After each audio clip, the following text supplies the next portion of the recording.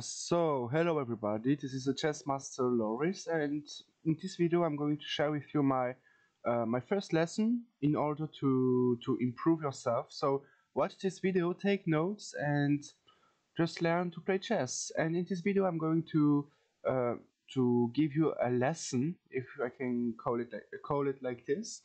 This is a lesson in order to learn how to attack, how to use all your knowledges, and just how to use your brain when you play chess, because it happens often that someone blunders and then you feel a bit a bit stupid, but sometimes it does happen, and when it happens it's very unfortunate. And in this video I'm going to learn you to improve just like this. So the first game I'm going to share with you is the game between Magnus Carlsen and caro. This is a game from 2019. Caro had 2800 FIDE Halo and Magnus Carlsen 2882.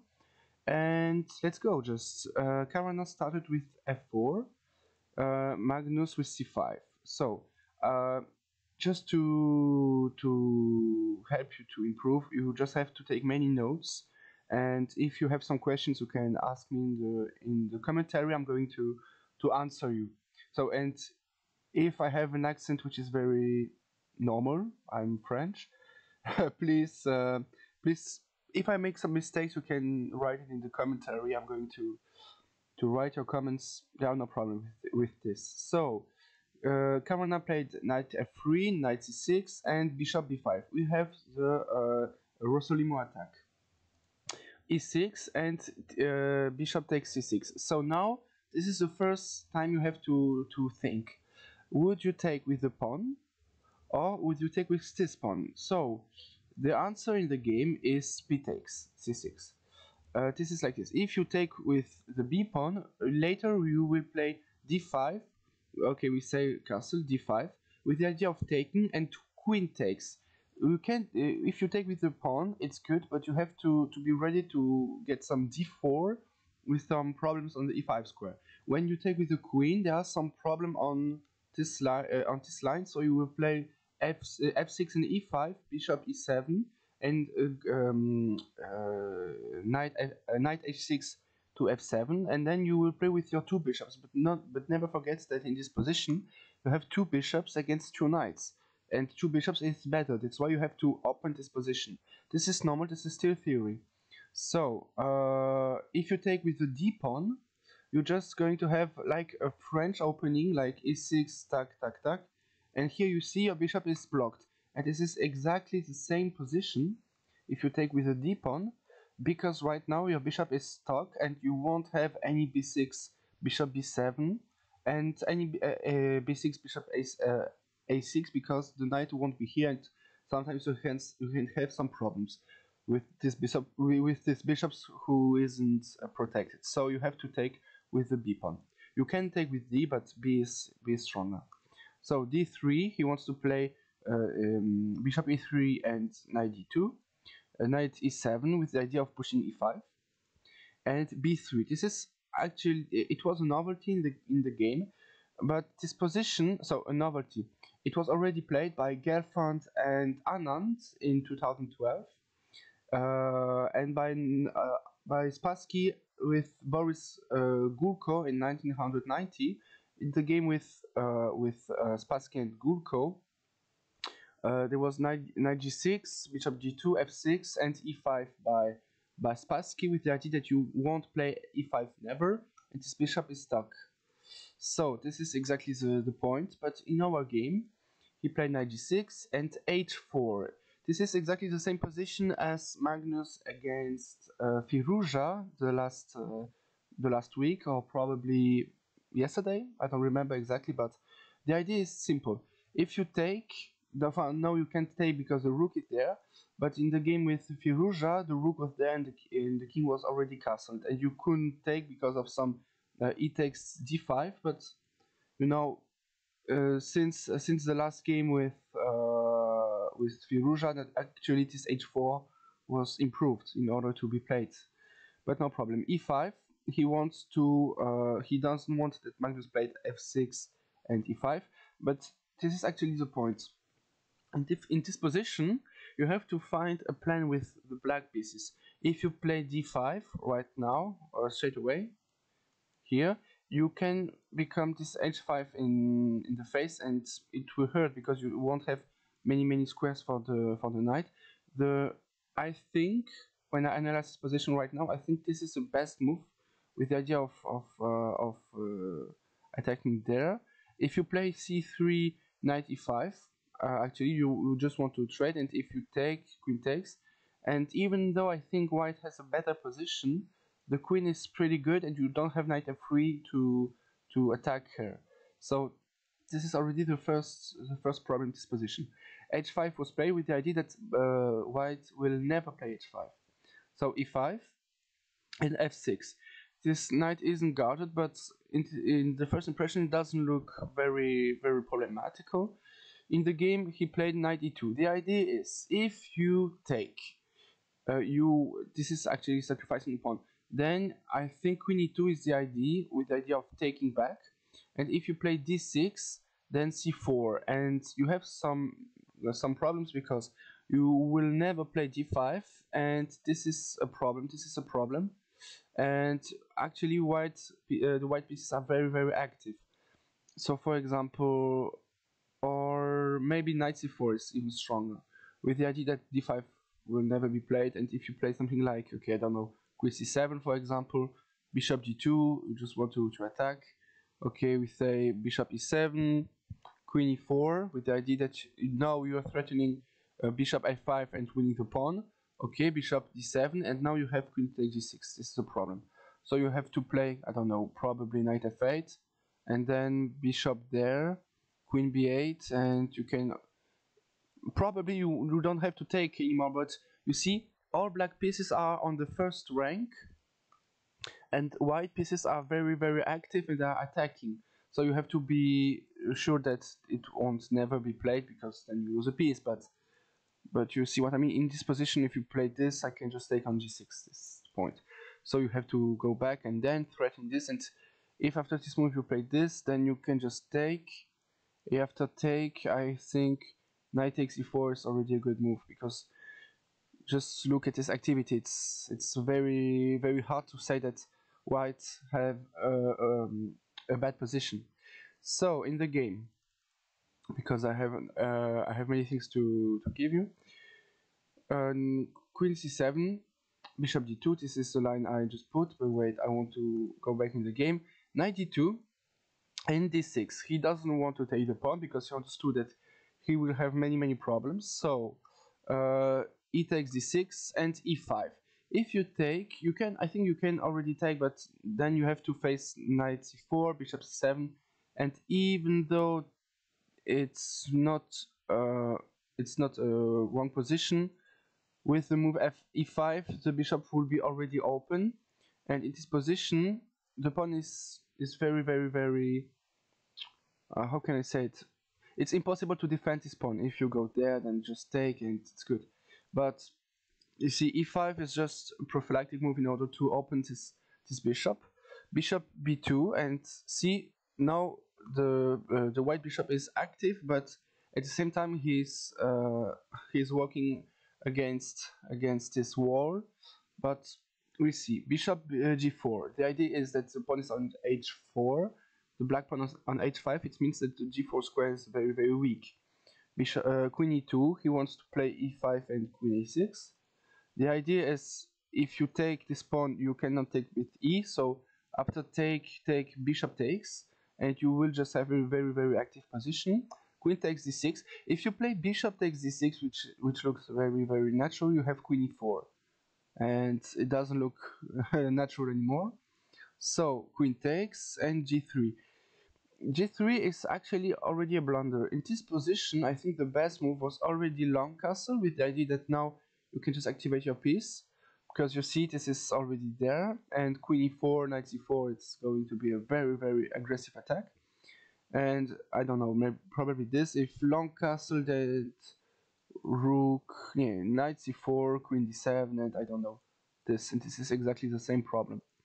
So he played g3 with the idea that he doesn't want the knight going on f4, and bishop e7. Okay, long castle. Now long castle is actually a mistake. It's a bit sad that the computer has to tell me this. The problem with this position is you have to activate this piece very quickly, because this is very weak. This is also weak, and I think this is the best move. Playing queen e4 straight away, because if you play f5, queen c4, you will never castle. I don't know, probably queen f6 in order to go there. Then you have already knight g5. That you're controlling everything, and this position is just completely winning.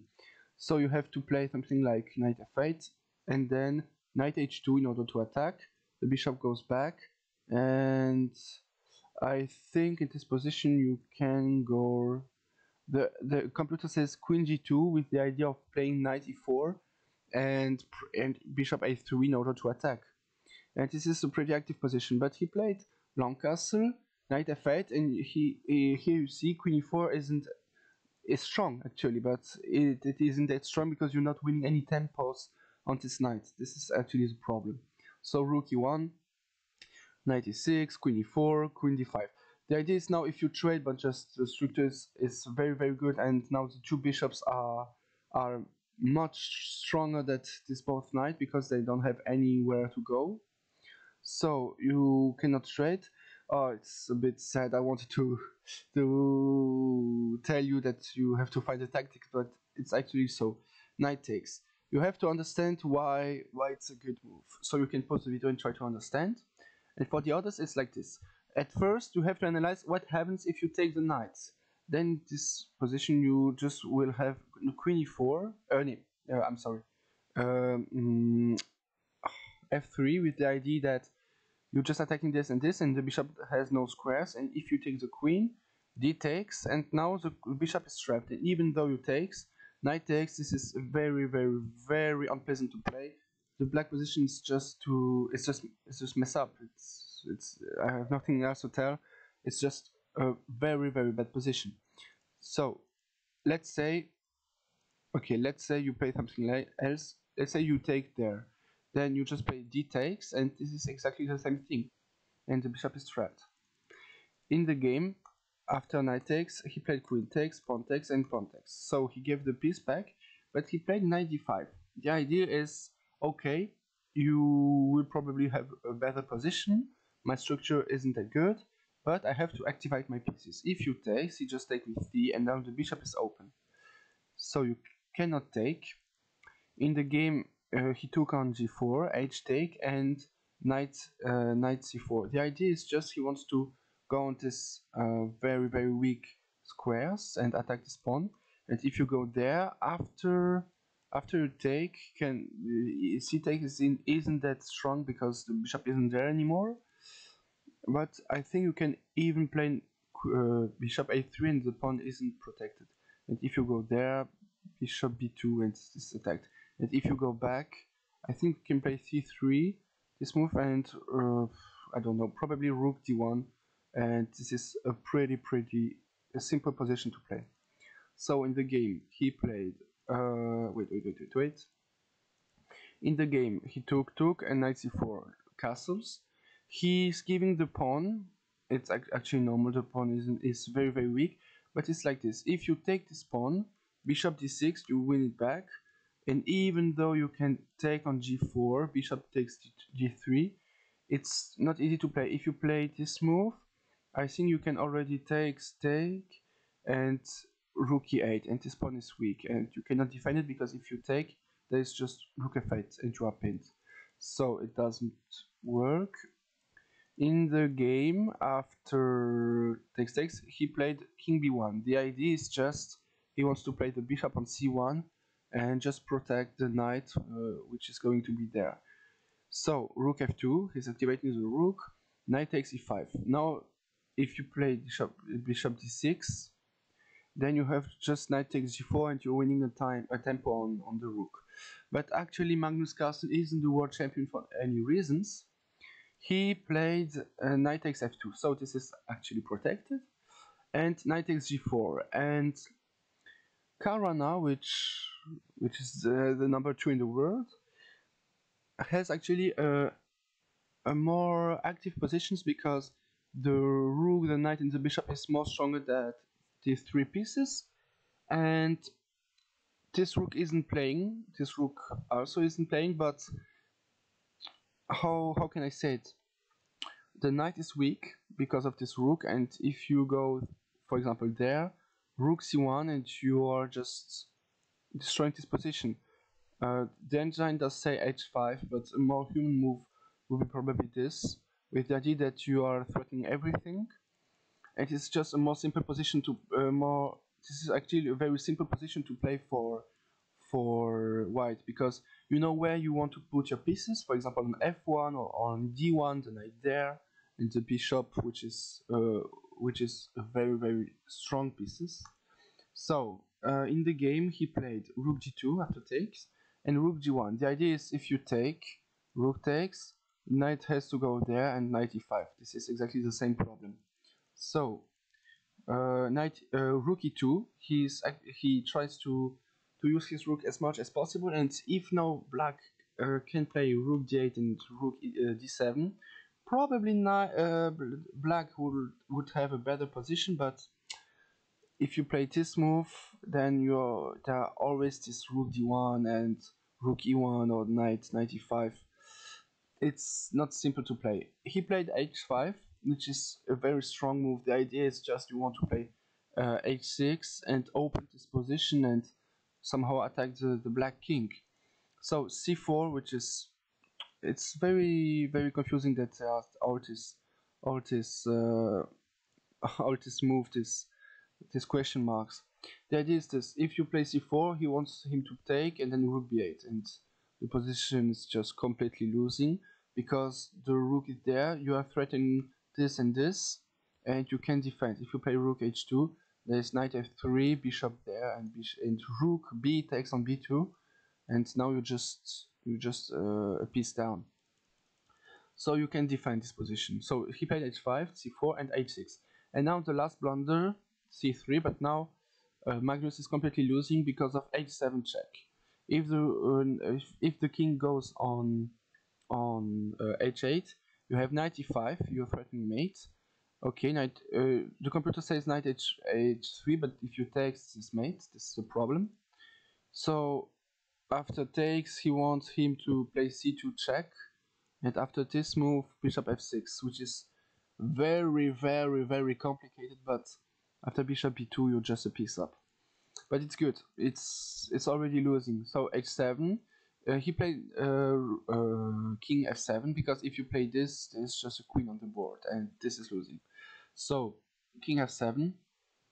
In the game, he played rook f1 check, bishop f6, and bishop c1. The idea is you want to play this without losing your bishop, which is slightly problematical.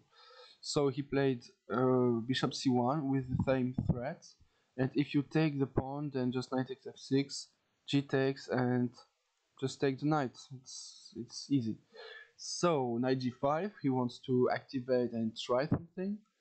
e5, rook h2, and knight g4. If you take this bishop, there's just c2 mate. This is very problematical, I want to say. So he played knight a3, but now there's just nothing to say. The position is very easy to play.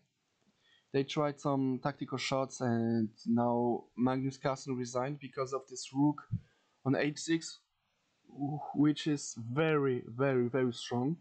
It was only 40 moves, but you see, the problem with this position is he didn't see knight e5, and he, after long castle, he played knight f8. I think the best move was just queen d5. With the idea, you cannot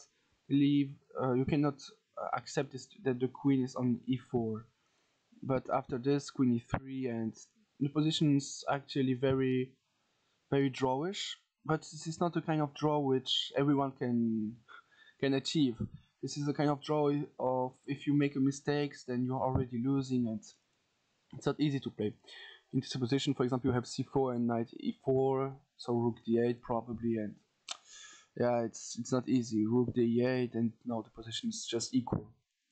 Okay, and it was actually the first game in this video, and now the second tips I want to give you for all chess players who are actually watching this video is, when you are analyzing games, you can talk to you have to accept that you don't know everything. It's actually the reason why you're not a master yet. You have to understand that even though you can win many chess games, even though you're playing bullet chess very well, even though you have, I don't know, probably 1000 and I don't know 2000 feeder elo, you are nobody. Okay, you have to be sure that when you are playing chess, you see everything. You don't have to play the best move, but you have to see everything. And for example, in this position, Magnus didn't see that queen e4 was very strong. He thought, okay, queen d5, it's good, but no, it's not good. This is actually the problem and the reason why it's not good. You see, you have not to play the best move, but you have to see something like this. Okay, so it was Loris. Thank you very much for watching this video, and bye bye.